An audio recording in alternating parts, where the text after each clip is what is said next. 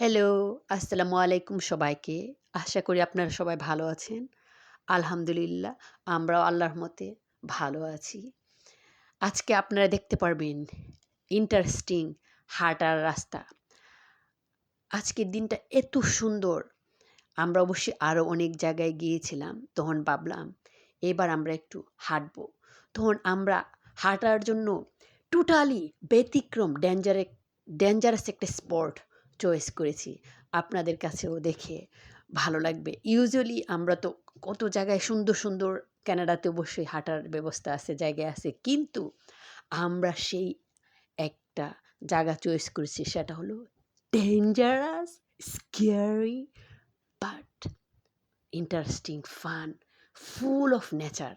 আপনারা যারা নেচার পছন্দ করেন, প্রকৃতির সাথে আজকে মিশে যেতে চান, তাহলে আমার সাথে থাকেন এবং দেখতে পারবেন সেই সুন্দর জঙ্গলের ভিতরে এত সুন্দর রাস্তা। অবশ্যই আমরা যখন সামনে দিয়ে হাঁটতেছিলাম, এর মধ্যে কিন্তু ওয়ার্নিং সাইন ছিল, বিয়ার আছে এদিকে, তারপরে আরও তো কত কিছু আছে।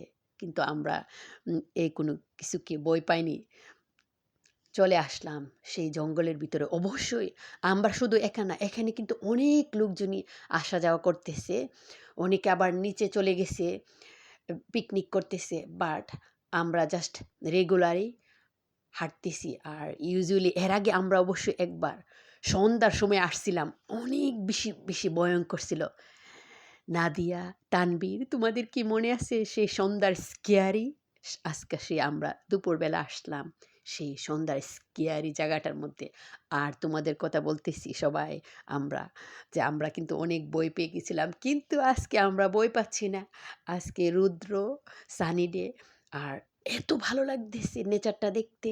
আর স্পেশালি পাখির যে সংগুলি আওয়াজ করতেছে, তারপরে পানির শব্দ, বিভিন্ন ঝর্ণার আশেপাশ দিয়ে যে পানিটা পড়তেছে, আর সেই জঙ্গলের আশেপাশে বড় বড় গাছের ছায়া, রোডগুলি সব কিছু মিলে দেখতে এত বেশি ভালো লাগতেছে। মনে হচ্ছে আমরা যেন সেই অ্যামাজন রেইন ফরেস্টের মধ্যে দিয়ে আসি। এত সুন্দর সেই সবুজ এর প্রাকৃতিটা, কি যে ভালো লাগতেছে।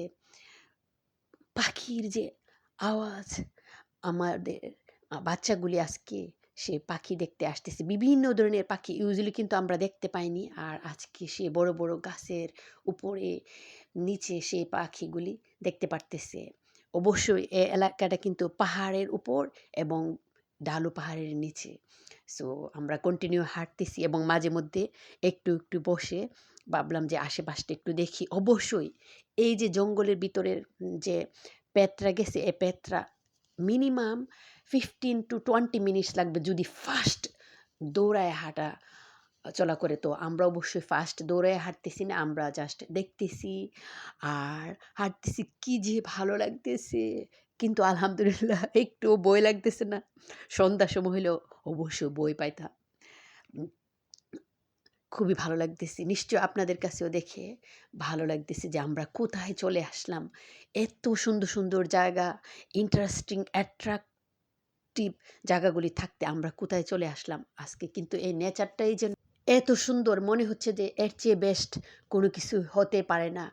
আমার কাছে এত বেশি ভালো লাগতেছে। নিশ্চয়ই আপনাদের কাছেও দেখে ভালো লেগেছে। আমরা কিন্তু হাঁটতে, হাঁটতে সেই জঙ্গলের আদার সাইডে চলে আসলাম। মেইন রুট অলমোস্ট চলে এসেছে। এর মধ্যে আমার বাচ্চারা দেখেছে অনেক সুন্দর একটা পাখি, যে পাখিটা ওরা সবসময় বইয়ের মধ্যে দেখেছে, কিন্তু এই মুহূর্তে ওরা রিয়েল লাইফে বাস্তবে দেখে অনেক খুশি।